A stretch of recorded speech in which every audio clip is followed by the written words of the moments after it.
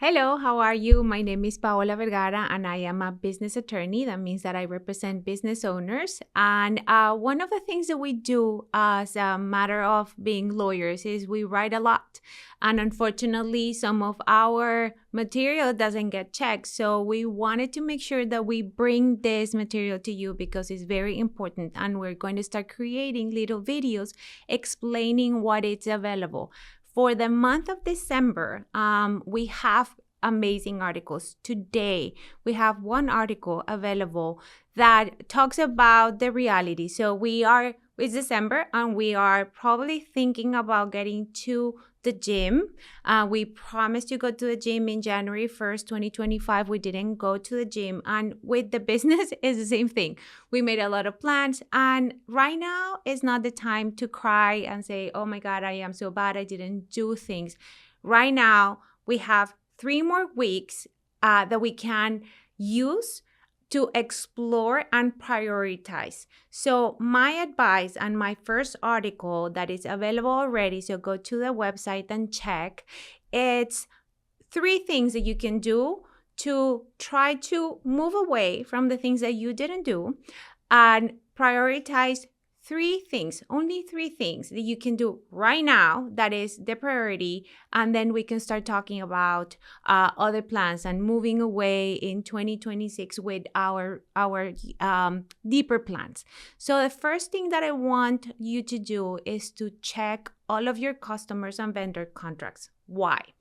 Customers, because you want to make sure that coming back from vacations, you have cash flow. So you don't want to skip and forget that there are customers that you needed to renew or that there are different terms that you needed to update to get paid. You want to make sure that your cash flow after coming back from the little break of winter, it's constant. And then with vendors is because you want to make sure that you want to take advantage of the end of the year and you don't get into automatic renewals, or if you have a clause of giving 30 days before the end of the year to finish that contract, you want to make sure to take advantage of those things that come at the end of calendar years. You don't want to keep paying for that printer you're not using. And I see that people then come in March and I'm like, you have to wait, and then they forget, and then the next March, and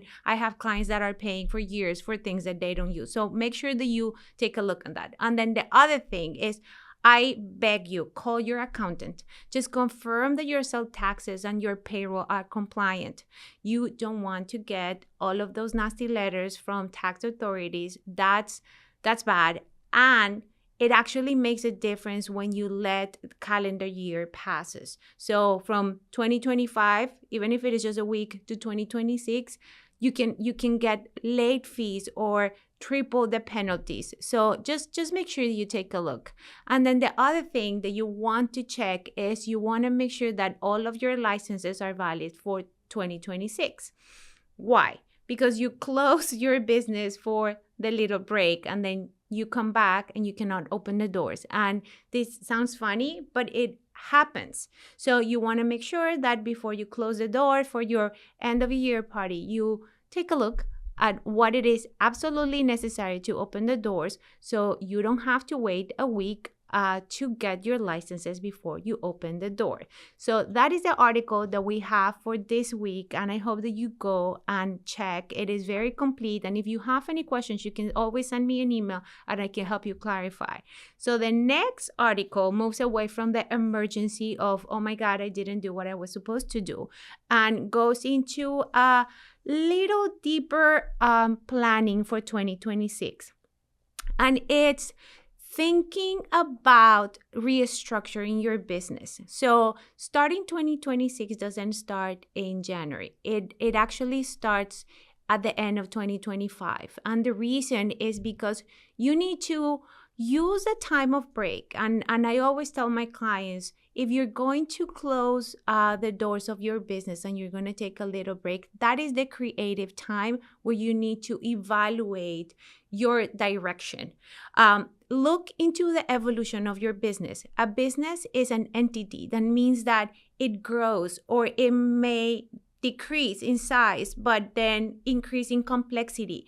Look at the structure and the evolution, and think if things that the business structure, right? The tax election, look into those kinds of things that are the bigger picture and start making notes. So when you come back from that break, you can have the conversation and then measure before you do anything, before you change your business structure from an LLC to a corporation, before you get a new partner. Talk to your accountant and measure the tax implications. You don't want to go crazy and then receive a big bill. That's not the way that you want to start your 2026. You want to make sure that you budget for those changes. And if there is going to be a long-term benefit, but a short-term tax implication, start budgeting and putting the money aside.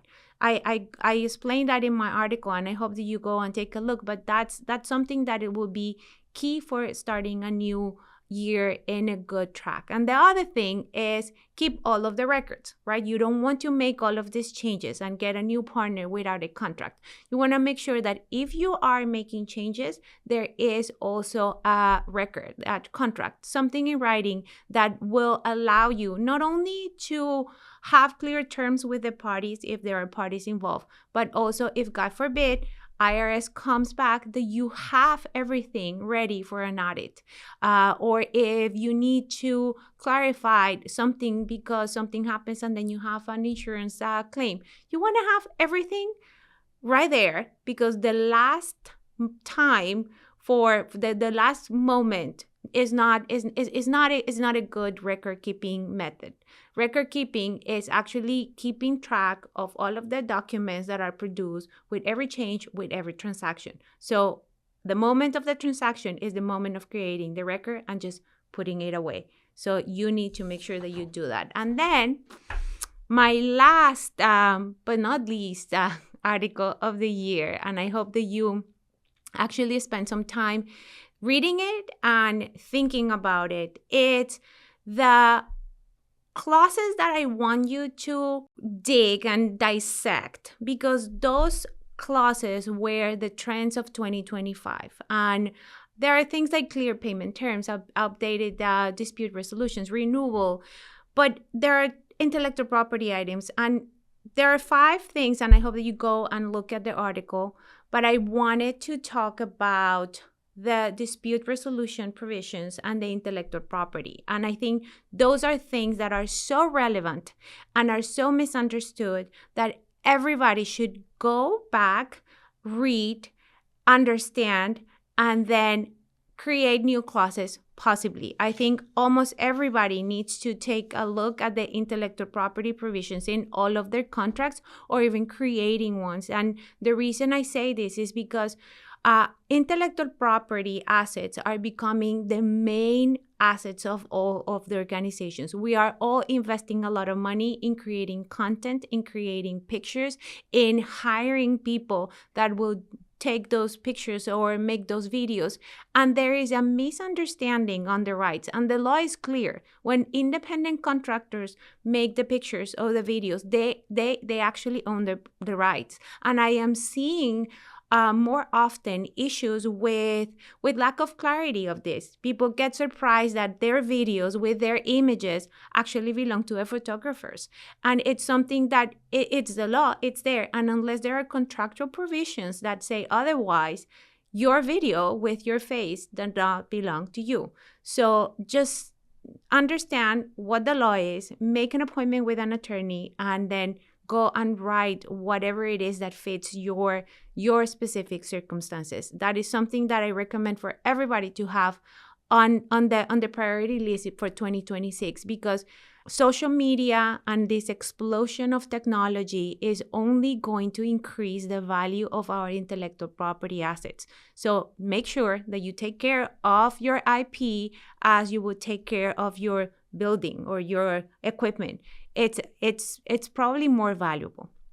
The other thing is everybody's now running to arbitration, and something that is keeping me up is the amount of money that my clients are wasting fighting in arbitrations because they wanted to have arbitration provisions.